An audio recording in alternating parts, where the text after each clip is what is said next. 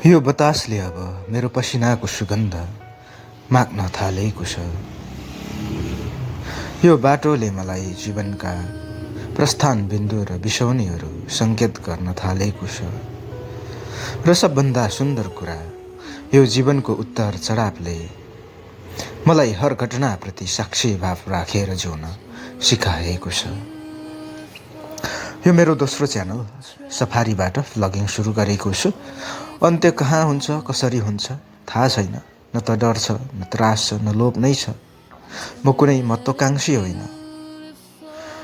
म आफूलाई कुनै तोप पनि सम्झन्न। फेरि म यसो भनिरहँदा निराशावादी चाहिँ होइन। म स्पष्ट छु।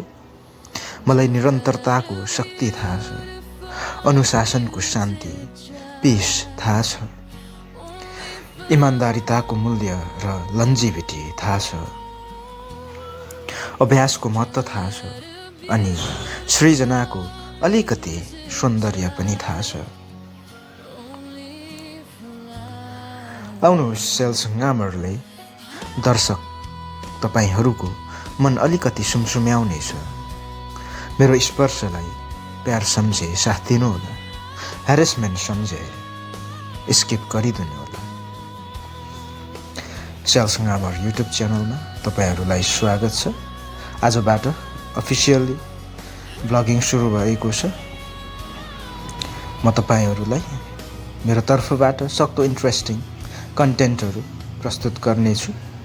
तपाईँहरूले लाइक सब्सक्राइब गरेर साथ दिनुहुन पनि विनम्र अनुरोध छ।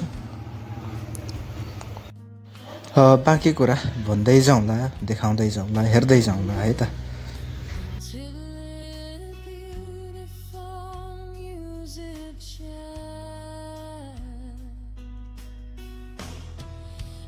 into the